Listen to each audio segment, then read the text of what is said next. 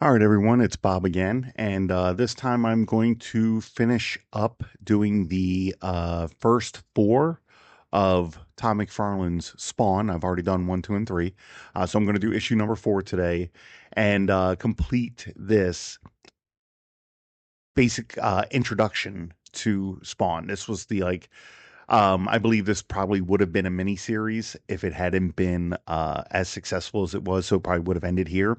But it does continue on after this. So here's the cover where we just have a picture of the Violator. I have no notes. It's fine. The Violator is, I think, a pretty cool villain or a pretty cool looking demon. It's original. I haven't seen anything like it before.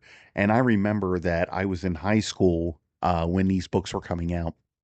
And in my English class, we were reading Beowulf. And when we had to take, I believe it was a midterm exam, um, for a bonus, we could either write a description of what we thought Grendel looked like, or we could draw a picture of it. And since I was an aspiring artist, I drew the Violator as Grendel and received an A+ for that. So just thought that was a interesting thing. I remember doing that. I wish I still had the picture, but it's been lost to fire years ago.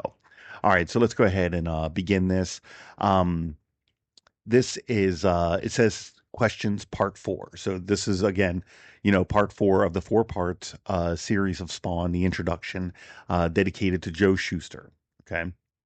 And we're starting off with, if we remember last issue, Violator reached into Spawn's chest and ripped out his heart. And this page, you can see by all of this dialogue, is just wrapping up everything that took place in the first three issues. I can't complain about that. That is something that I've stated before, that I get into a comic or I pick a comic up because I wasn't able to get the first issues. I just want to jump on board and I have no idea what's going on. At least Todd McFarlane gave us that. Okay. Um, and it's basically just summing up that, you know, uh, Lieutenant Colonel Al Simmons was killed, made a deal with the devil to come back to be with his wife, but the devil cheated him, made him into a hellspawn, and returned him 5 years into his own future, disfigured and deformed so that there was no way his wife would be able to recognize him. And then, even though he has a magical power that seems to be able to do anything he can imagine, he cannot transform into his former self. Um, so there's no way he can let her know that he's alive, and without her just seeing a big creature of hamburger meat. So then we turn the page here and we get to this just amazing double page spread. Now I know that the last issue ended on an image very similar to this, but this is, I'm sorry, this is amazing. It's beautiful to look at. I loved this. I loved the colors. I loved the idea of it. Everything about it was awesome. Okay. And it's just basically the Todd McFarlane's like, that did nothing to me. I'm not Todd McFarlane, but Spawn is basically like, that did nothing to me. So let's continue on, right? So then the Violator is just like, wait a minute, how the hell are you still standing? This doesn't make any sense. How do you not need a heart to live? Now, I'm sure that none of this was established yet, even in Todd McFarlane's universe that he's creating. Like, this is stuff that will come later on when he hires these other writers to come in and basically flesh out what he created. Okay. Um, they're going to add their own creations and stuff like that, but they're basically going to give reasons or, backstory, lore, things like that. I feel like the Violator should know what a Hellspawn looks like when all of the Hellspawn wear the same uniform. But again, maybe that wasn't established yet because he seems to be pretty surprised that he rips the heart out of this Hellspawn and that guy's still living. It doesn't seem to affect the other Hellspawns. It doesn't affect the Violator when it happens to him, you know. But he goes on for a couple of pages, basically just shocked. Like, they never told me that you were going to be like this powerful. They told me this would be an easy fight or whatever. Now, I feel like this dialogue is contradictory, okay? Because in this very issue, he says that he was sent up here to show Spawn the ropes. I guess to teach him how to be a Hellspawn, but it doesn't look like he's been doing any of that. He went on one of the dumbest missions I've ever seen, where he was killing criminals in order to make it look like it was Spawn doing it, I guess. I don't know. I guess if I put it that way, then the authorities would come after Spawn and Spawn would have to defend himself against what would be considered the good guys. I don't know. Maybe that's what the Violators' plan was. I don't really feel like that was completely laid out for us. But he's basically like turning the mob against each other. So the mob is killing their own. And, you know, uh, yeah. So I don't know. His plan, again, wasn't, I don't think very thought out or whatever. But he drops the heart to the ground and Spawn. I don't know why I keep wanting to call him Todd. I guess because like Todd is writing himself into this character. We know this with his wife Wanda, his daughter Cyan, and all that. He's writing what he knows. Spawn picks it back up, uses his power to replace the heart again, and says it makes him feel better. So apparently, it did accomplish something. And then he starts basically ranting at the violator like, you were lied to, well, I was lied to too, and you know it's your problem, I got my own problems to deal with and all this, and I don't care who you are, just leave me the hell alone, blah blah. Okay. And then he shoots the violator with a power blast. Okay. I think it's awesome. This is a beautiful, 2-page spread here.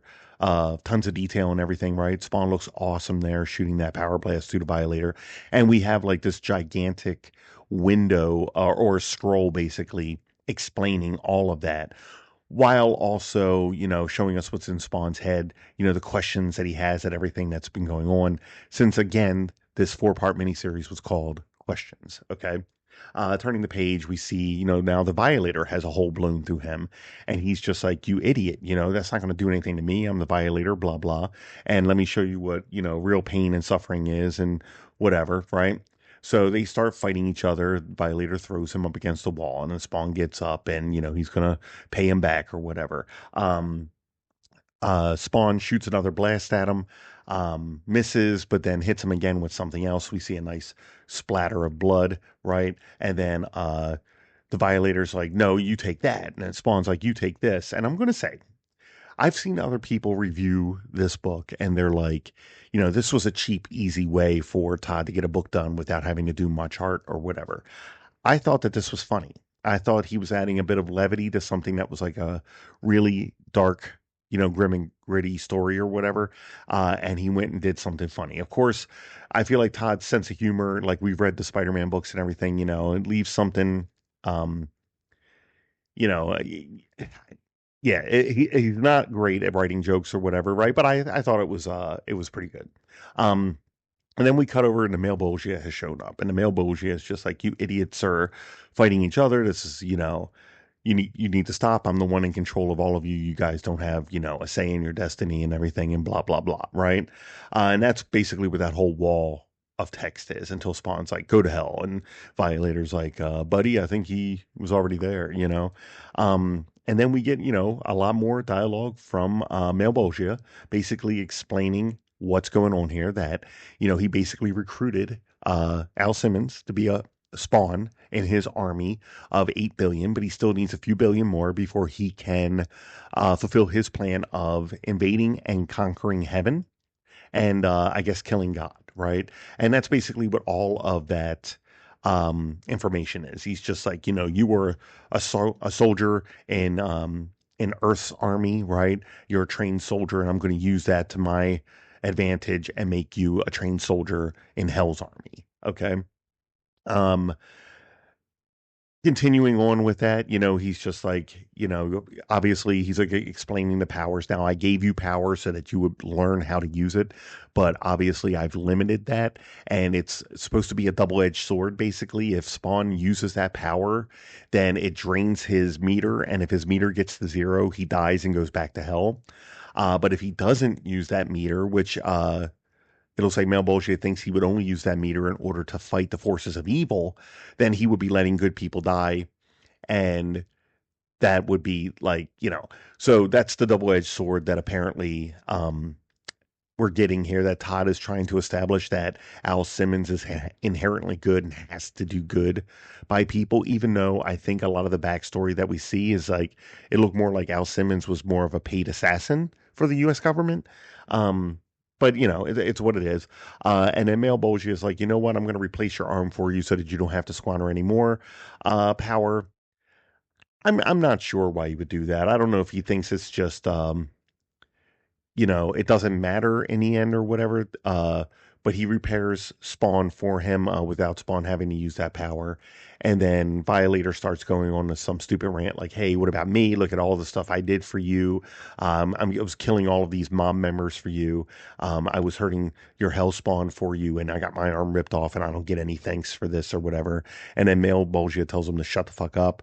And then apparently removes his power to transform into the Violator and turns him into the clown, basically, I guess, for eternity, right? As a punishment for his supreme failure in everything that he did on Earth. Okay. And then we get a long page of ranting from the clown, basically saying, it's just great that I'm stuck in this horrible body, but you know what? I love it, so I'm going to do it anyway. Again, the dialogue tends to contradict itself, or, maybe he's convincing himself that he would rather be the clown than be the Violator or whatever. But he's basically, stuck on Earth now in this way.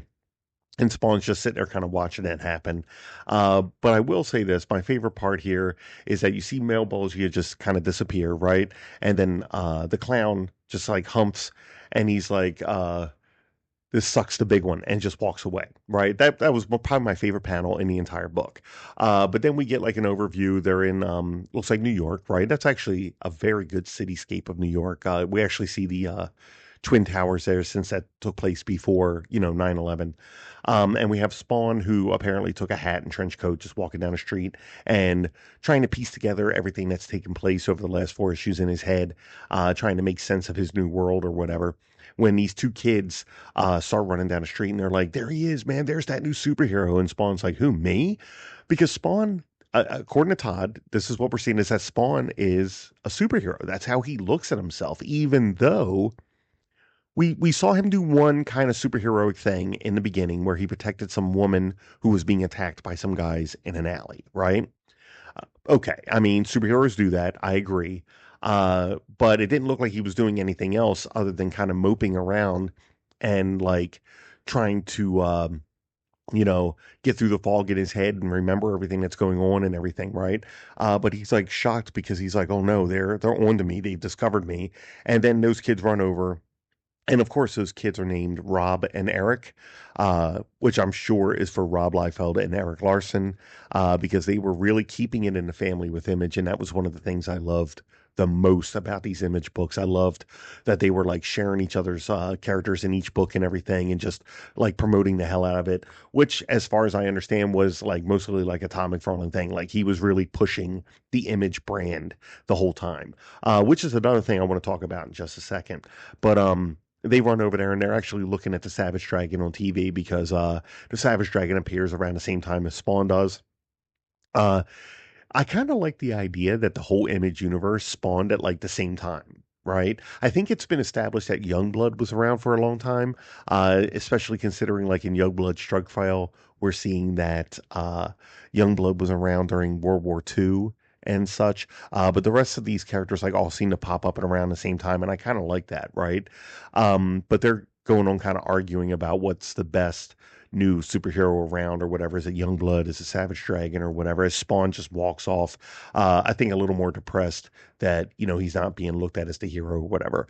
And then we're going to cut over to Spawn's old house where his best friend apparently married his wife after he died. And Wanda apparently woke up from a bad dream, and that bad dream was about Al, and she felt that it was like so real, and it's almost you know, like there's a communication or something like that going on, like she's going to be tormented. Maybe that's another thing that like Male Bolgia did. You know what I mean? He's like bringing Spawn there and having him still around, kind of like it's like haunting her the whole time because it's been 5 years later. She's married to another man. She has a child and everything. And yeah, you're not going to forget this person that you love that passed away or whatever. But like she seems genuinely haunted by it all the time. And can I just say, I love this picture of Wanda at the bottom here. I don't know what it is. It's the inking, the way it looks, the coloring, the light coming in. I just always thought it was awesome. I remember looking at that for so long. I love the hair, the texture that Todd McFarlane gave and everything. I love it. Even though this page could have probably been done in like an hour or two. It's mostly just some black panels, some shattered glass, right? The silhouette of a house, and then just them two in bed, and that's it, right? But that is it. That is the end of issue number 4. That's where we're leaving off, where Spawn kind of like that was an origin story, right? I don't feel that it needed to take 4 issues. I feel like it could have been done in 3. I think he went for the 4 issue thing in order to be able to do a collection and have that come in at like the graphic novel size, which is smart. But I don't feel that he had enough storyline to fill 4 issues. But overall, as far as the Image comics go, this was one of the better ones, in my opinion. It was one of the ones I was continuously following, and I'm going to say this: he was not as late as anyone else when it came to these issues, right? I'm not sure when the first issue came out, but this issue came out in September. The third issue came out in August, so that is 1 month apart. And I remember that issue 2 had come out in June, so there was 1 month missing between the second and third issue, right? So Todd was trying to stay on schedule with his books because he felt that that was a very important thing. And I remember hearing those stories from Rob Liefeld, right? That Todd would yell at them like children or whatever because their books were constantly late and getting later and later, and that it was hurting them. It was hurting their sales, and distributors were getting angry and all of this because of the late books and everything. And it, I don't feel like that was a thing that Rob Liefeld cared about at all, which I think kind of led to like Liefeld's downfall. And yes, there's a downfall there. Like he is nowhere near as successful as he used to be, and I feel like he could have been had he stuck with it, right? But that's not what happened. Like he would get tired after 1 issue and go on to another thing and do 1 issue and then 1 issue and then eventually drop off and then do a random issue of something for some company somewhere that would still hire him. You know what I mean? And then that's it. And I think that's been depleted. Like he did his last thing for Marvel because he's pissed at them. Um, he did Archie Comics to Shield, and he did 1 issue out of the 4 he was supposed to do and quit over something I think is completely stupid. Um, he had that thing at DC, but then he quit that after having been removed from books and then put on other books, and then whatever the deal was, he said he quit, and that's fine. But I kind of feel like he always quits at the same way that he quit Image, like it was right before he was about to be let go. But anyway, I got off topic. So anyway, this was Spawn number 4. And again, I've reread this so many times. This is I will always go and look at these books and love them. I'll remember the time that I bought them, how I was 100% invested in Spawn, whether I thought the stories were great or not.